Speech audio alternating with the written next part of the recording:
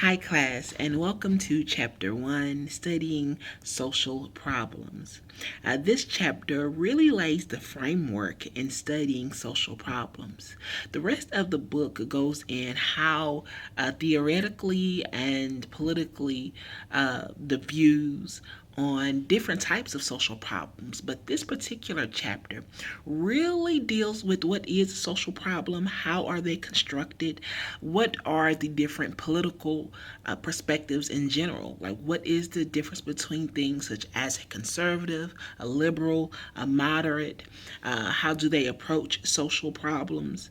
So this is important in understanding the basis for the rest of the class. Now, this particular lecture is not designed to actually be the sole source of information. I do want you to read your textbook, but I do want you to follow along with the PowerPoints as you read or listen to this lecture. So it is a companion piece. Now, it's not hard to figure out if you ask people, are there problems with America or just the world in general? The easy answer is yes. But if you begin to question those people about what those problems are, they come up with a wide range of subjects. If you look at the graph that is shown to you on your slides, what you will see is over the past few decades, you see a spike in people saying that there are serious issues with the country. Well, is it that the country is more troubled now, or is it that people are more conscious or making more social issues now? These are the sort of things that this chapter deals with as far as the social construction. Dissatisfaction with the government has emerged as probably one of the leading social problems. So, how in the world is a social problem formed? Well, let's begin by asking what is sociology? Now, sociology, for those of you who have taken a course before, it basically deals with groups of people studying patterns in social behavior. In the context of that, it really studies society. That's the general idea of sociology. We don't focus on the individual as you see in psychology, but we focus on society, whether it's neighborhoods, civilizations, nations as a whole. You can do it from both the microscopic level, meaning small communities, or you can do it on the macro level, where you look at what goes on globally. Culture, on the other hand, refers to a way of life including widespread values, beliefs, and behavior. C. Wright Mills was a sociologist. And basically, what he came up with was a term known as the sociological imagination, which is very important for you to know. Sociological imagination is a theoretical perspective that basically gives context in understanding the difference between a personal trouble and a public issue. For example, if you are on your way to work and you run across a nail and you get a flat tire, well, most people would describe that as a personal issue. Unless there were a lot of reports, organizations, if it was some way found to be the city's fault or the state's fault, well, that's when it would become necessarily a public issue. That's what sociology tends to look at, that sociological imagination. How do we define the difference between personal issues and public troubles? Now, in America alone, there is a 50% divorce rate. Now, most of the times when families break up, we think about it in terms of just the individual family members and a couple that didn't work out. But if you look at the stats behind that, it would point to some sort of deeper underlying issue. And that's what the sociological imagination calls for. It really is trying to make the link between yourself, that personal issue, and the cultural, societal, sociological meanings and workings behind it. Another great issue would be that of teenage pregnancy. There's been a lot of debate over whether to teach kids abstinence or whether sexual education should be taught in schools. But again, a person getting pregnant typically is seen as a personal issue. But when you see staggering trends, that's where we really use the sociological imagination, connecting those personal and public issues and say, hold on, there's something going on here that is beyond just the normal single experience.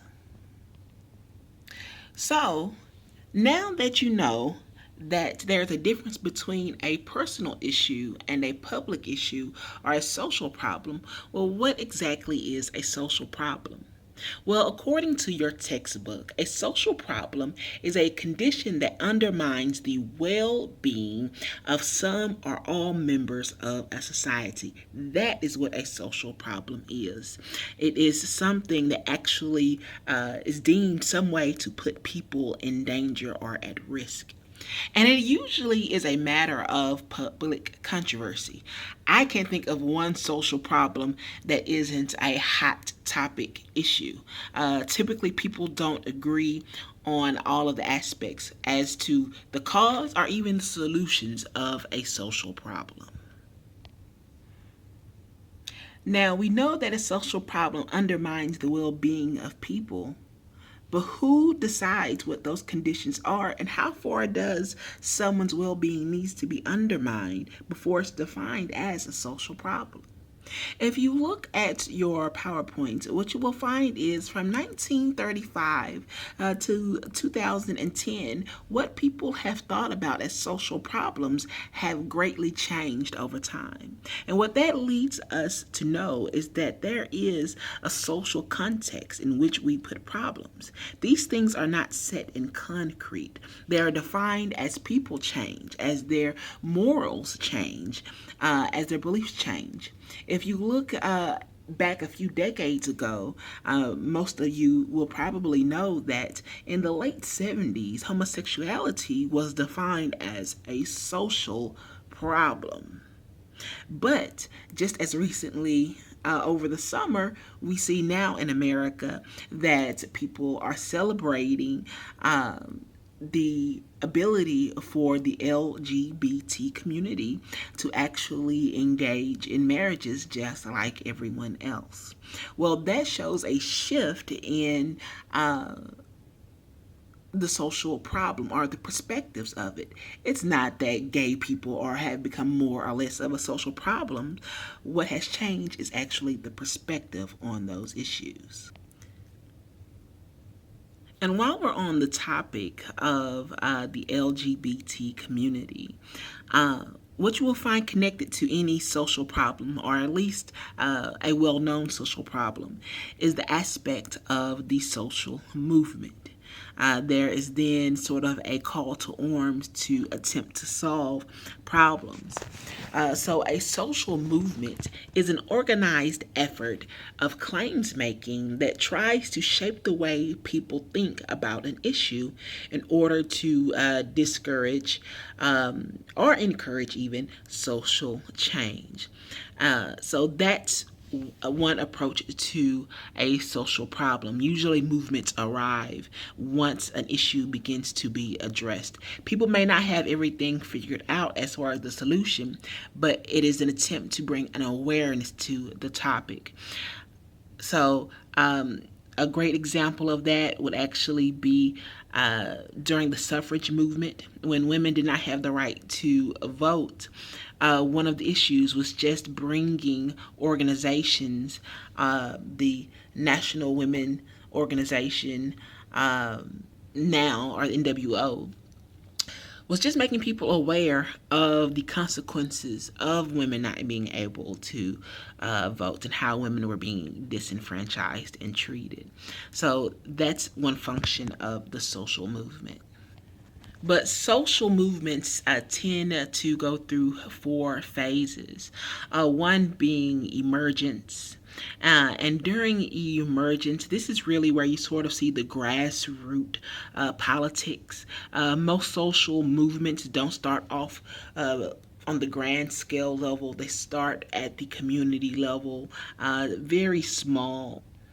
And usually, the point of the emergence aspect of social movements is just making claims about the issue, convincing people that yes, this is a problem. So the inability for women to vote, they really didn't have to push at first for women to get the right to vote. The emergence aspect of that would be, hey, this is an issue, a public issue that undermines well being. So that would be the claims making part. Now, coalescence, which is the second part, really deals with the organization. This is the rallies that are being held, these are the protests, and there are a number of movements that probably have been marked by this. Coalescence for things such as the civil rights movement would have been the marches, would have been the sit-in. Sitting in at diners, the freedom rides, that's coalescence, the public demonstrations. For Mahatma Gandhi, if you're familiar with his movements in India, well, then him going to the beach to pick salt, which was against the law, well, that was a form of coalescence because it was a public demonstration. Formalization, interestingly enough, is basically when a social movement, a group, really becomes accepted and it becomes officially organized. And you see a couple of organizations that to this day have arisen out of social movements. The NAACP, the National Association for the Advancement of Colored People, is one of those movements. As I mentioned before, with the suffragist movement, the National Organization for Women would be a great example of that. To go a little bit further, the NAACP and women organizations are more well known, but in contemporary standpoints, what you see even in the news now, the Black Lives Matter movement would represent the formalization aspect because now it's sort of entering into the political spectrum. For those of you who remember, I believe it was couple years ago, the Occupy Wall Street movement in New York. Once they began to name themselves and had leaders, that's where formalization really takes place at. But the last one is actually the issue of decline. Just like movements are born, they can die as well. Surely after the suffragist movement gained women the right to vote, yes, there were other issues that still sent waves as far as sexual harassment, women as far as equal pay and rights to their children, reproductive health. They had long lasting results. But you never saw that full power and strength of the National Organization for Women again, because one of its main goals were actually accomplished. But another reason why a movement can die out is actually due to lack of leadership. And you can see this with assassinations. You can see this if there's a political or even a ideological dispute within the group that tends to contribute to the decline of the group. But what I want you to know is that during that last phase, the decline is basically when the party dies out. And this has happened several times before in America. The Whig Party, of the early 1700s, which was a major political force within the U.S., died out. It no longer exists. No one votes for the Whig Party anymore. It's you either vote Democratic or Republican. Uh, and so a lot of that is because their ideas were absorbed by other groups, but they basically disintegrated. That's what decline is. In addition to social movements, there are 8 assertions about social problems that I really want you guys to know and become familiar with. And that's one, social problems can result from the way a society operates. Uh, I haven't gotten to the theory part yet, but a lot of functionalists would argue that number one point, that there's something wrong with society that is causing a social problem. So it could be a shift in morals. It could be an economic issue. It could be a corruption issue. But social problems result from the way in which society operates. There's something going on there that needs to be addressed. And so a lot of the solutions for social problems usually don't come down to the individual, but it comes down to making changes within society. And that leads me to my second point. And my second point is that social problems are not caused by bad people. Now, isn't that shocking? You would think things like hunger, poverty, uh, we would try to blame those things on people being greedy and selfish, but this is not necessarily the case for all social problems. Even when you look at the issues of things such as murder, most people would probably define murder as a social problem and a major one. But when you look closer and dissect the issue, it is bigger than just saying, oh, well, this individual is a bad person. You begin to come across themes of violence in America, which has one of the highest murder rates of any industrialized nation. So it is not just the individual. Again, it goes back to that first point. There's something about the way society operates that needs to be addressed. And especially when we look at the issues of crime in general, how in the world do you say that it's all about bad people when there's inequality within the criminal justice system? You might get away with a crime if you're rich or if you come from a certain background. So, is it necessarily that bad people do bad things? Not all the time. Social problems can result from multiple things, very broad. Third, social problems are constructed as people define a condition as harmful and in need of change. That's the third assertion, and that basically goes back to the previous idea which I've spoken about, that things that we've considered harmful and hurtful in the past may not necessarily be true today. Or let's say, for example, social problems now may not have existed in the past. For example, pollution. Global warming is a huge topic right now. I hardly think that people in the 1500s were faced with that issue because they lived in a different society with different abilities and different technological advancements.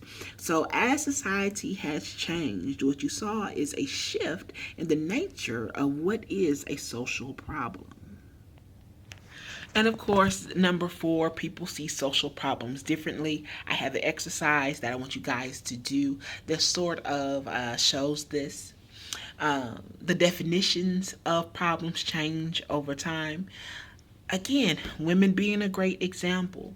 If you define inequality with women, for the women of the early 1900s, late 1800s, that would have meant voting.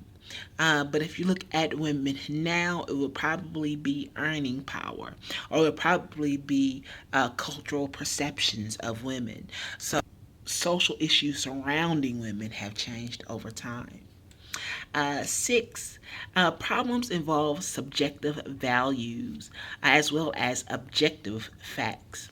Now, that is very, very interesting because you always see on the news different reports about the latest social stats about this is being approved, this is disapproved. Most Americans define this as a problem, and it goes on like that. But what I want you guys to take into consideration is that when you see stats, you might have an actual number there, but you have to think about the way the research is being done, who did it, for what purpose. You also have to contemplate um, whether the researcher themselves influenced the study. For example, when it comes to the issues of poverty, it's a known fact. It is an objective fact that the inequality in America has been increasing. What's subjective is the reasons behind that. One could take a number that says women are becoming more poor over these past couple of decades and say, well, women are just lazy. Or men don't support women like they used to. Or women are having more kids. There's a number of things. The reasons behind it is subjective, but the objective part, the part that can't be argued, is the stat that says, hey, we are being faced with an issue of growing inequality. We can argue about the reasons behind that later on. Number seven, which is sort of disheartening, is many, but not all social problems can be solved. Have we in America addressed social problems before? Absolutely. In many ways, have we made the world a better place, or even on a global level, a better place? Yes. When you think about things that people used to deal with, or maybe your grandparents had to deal with that you necessarily don't. A couple of decades ago, we had an alarming poverty rate for the elderly. And thanks to Social Security, more of the aging population have sort of a safety net that they wouldn't have had 100 years ago. So that's one social problem that is addressed. Does that mean that all poverty concerning the elderly has ended? Absolutely not. But that is just an example. We don't live in a utopian society where all social problems are going to magically disappear because people work hard on them. One, because there are limited resources, there are many ideas on how to address these issues. I just want you guys to know that where something can be done, it for the most part actually is beneficial. But this class is not to give you any sort of false hope that everything in the world can be fixed, but are there things we can address? Absolutely. And eight deals with something I like to call intersectionality. Now, intersectionality are the various social problems are actually related. You will see a lot of sociologists talk about intersectionality. Once you really understand there's a social problem in part A of the world, you can connect it probably to other parts of the world as well. For example, One of the issues that we have right now is that of job insecurity. Uh, so, originally, what we had in America is people probably could get secure jobs all the way um, for the rest of their lives if they just graduated from high school. Well, now that's no longer the case. You have to have more degrees. In addition to that, job outsourcing is a major concern across the globe. Uh, and it went from jobs being in America to Mexico to them being in China. And that's because a lot of companies were following the cheapest labor source. So you can't separate the economic conditions in America from that in Mexico or from that in China. That's one way the problem can be sort of looked at. And what I'm really just trying to illustrate to you guys is that a lot of the things that we discuss are related. This is why when you talk about issues of race, issues of sexuality tend to come up because often where one group is exploited, another group will be exploited in the same way. If you look at some of the old pictures concerning immigrants, oftentimes the same things they said about the Irish, they said about African Americans. So a lot of fears concerning job security are actually connected, despite any sort of racial, ethnic issue.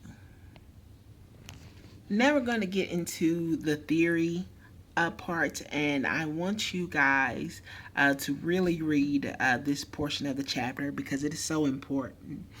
This is where we get into a bit of the global perspective of social problems.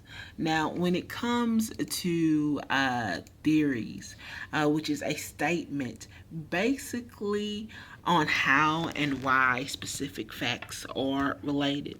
Sociology offers a couple of different perspectives. Now, the theoretical approach is basically the image of society that guides a theory and research. For sociologists, what you will find is that sociologists have multiple approaches. We have the macro level framework that sees society as a system of many interrelated parts. This is sort of seeing society as a organism, and when one part is disrupted, well, this is the reason why we have social problems, because there's something wrong with the way we do the economy. So that's one part of the organization that uh, isn't functioning properly. Social institutions are major fears of social life organized to meet basic human needs. And a social institution is something like a school, family, economy, political system, religion, those sort of standard organizations in society. And a lot of social functionalists will argue when one of those are disrupted, you begin to see problems across society. For example, here's a great one that I see a lot of my Christian friends use a lot. They say, well, when prayer was taken out of school, that's when you begin to see a lot of violence in school. Well, for them, they see it as a error in the religious aspect of the social institution, and that impacted the rest of society. Now, on a political spectrum, you might argue the issue of gun control. And on the economic side of it, you might see those sort of things as violence in schools as a result of poverty and lack of funding for schools. But the basic idea is that society, in a functionalist theorist approach, is like an organism, and when something goes wrong, the rest of society is disrupted, and every part of society has a function, whether it's manifest, meaning obvious up front. You know the function of a school, which is to learn, to educate. Uh, but there's also the latent function that you also are concerned with, and the latent function are the issues that you don't anticipate within a society. We know that there's an educational aspect to school, but the latent function is actually teaching kids social skills as well. So, good things can have some bad consequences in a society, but sometimes even bad things can do some good. Interestingly enough, as much as people complain about immigration, that would be a great example, because there are some benefits to having immigrants, both documented and undocumented, because they provide a labor force for the U.S., which is needed and is asked for. But uh, the latent function can actually be getting people that are not necessarily screened by society and can cause harm. There's economic competition, undocumented criminals, things of that nature. Uh, so that immigration is one of those things, can be something good that can have bad consequences, but also bad that can have good consequences as well.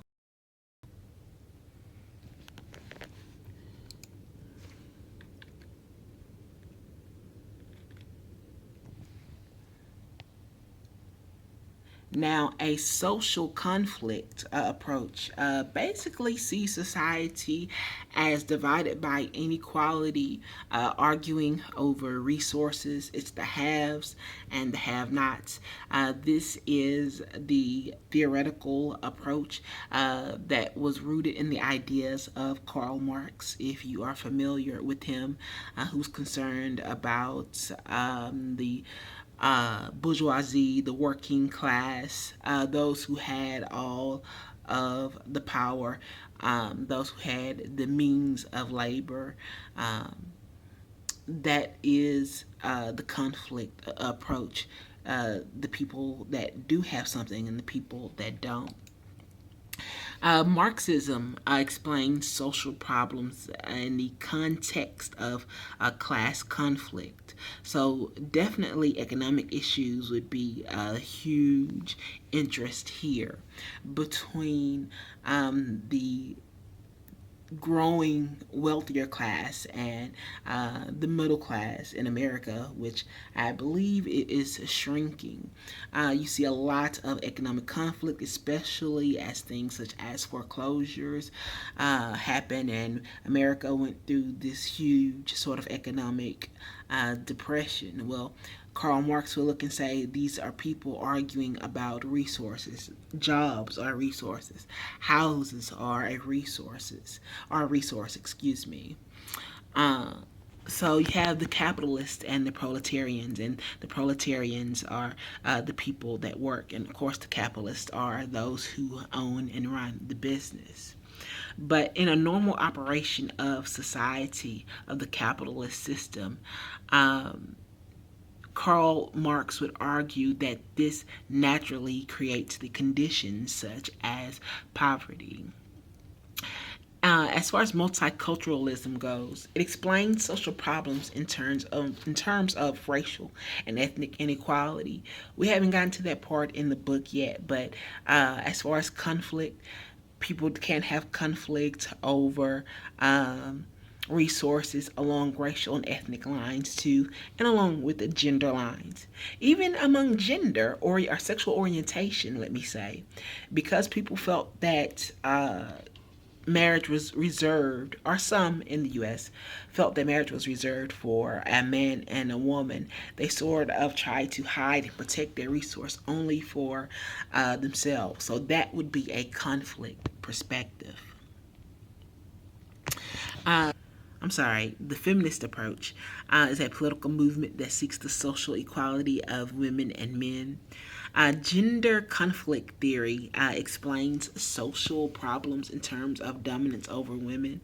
So, this tends to see as society being built on the exploitation of women and the ability of society to keep women down. And I think we'll discuss that a little bit more when we get to gender. I just want to give you the basic idea behind that theory. Now, one of my favorites is actually symbolic interaction. And symbolic interaction sees the world in symbols. We are a product of how we interact with one another. So, how do people become in problematic behavior, and how do people come to define issues as social problems? When we get to criminal justice, one of the things that we'll discuss is actually the issues of drugs. Why is it that we can tolerate drugs such as caffeine but not marijuana? That's not an endorsement for marijuana, but you can see a distinction in how we deal with something from a biological perspective.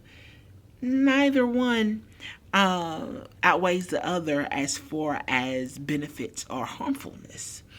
In addition to that, if you look at something such as alcohol, which socially has been responsible for many accidents, deaths.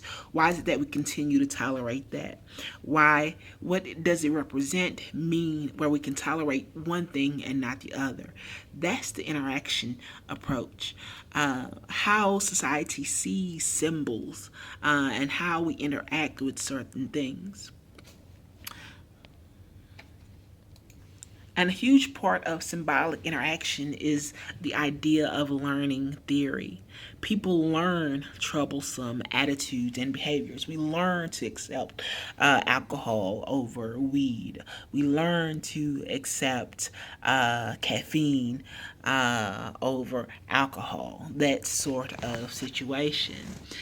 So symbolically, one is more socially accepted than the other because we have constructed it through symbols, through laws, through the way we even see different ethnic groups to be that way. Now, as far as labeling theory, the reality of a situation depends on how one defines it. A great example of labeling theory is young people. You're in college, you're drinking. It's probably seen as sort of normal explorative behavior, but in the context of myself teaching, or even a dean, if they were found partying with students, well, then all of a sudden that exact same behavior would become problematic. So the context would then define that as a problem. I don't want to spend too much time actually on research methods. Your book sort of breaks up the different modes for things such as survey research, and it's pretty straightforward. And I don't want to spend too much time actually wasted away talking about that, but please keep in mind research methods. And what I want you to gain from that is the way people do research can impact the outcome, and the interpretation of results can profoundly impact outcome. The best term I can give you is that correlation does not equal causation. Just because people have tennis shoes on while they are drinking does not mean that tennis shoes causes drinking. And that's what I want you to contemplate as you read that chapter about research and how it is done. But know in sociology that just like with any other field, we do have hard, concrete methods of actually studying this fluid concept of society. But lastly, and probably most importantly, what I want you guys to gain is social problems are also defined on the political spectrum. So, beyond just the sociological approach of functionalism, feminism, conflict theory, and interactionist, we live in a society where we vote, and there are multiple approaches to our issues.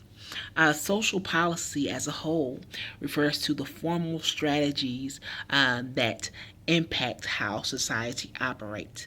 Now, you have to remember that when it comes to social problems, one of the things that we address is we think of a social problem not only in what sort of undermines the well being of people, but we see it as a problem within society.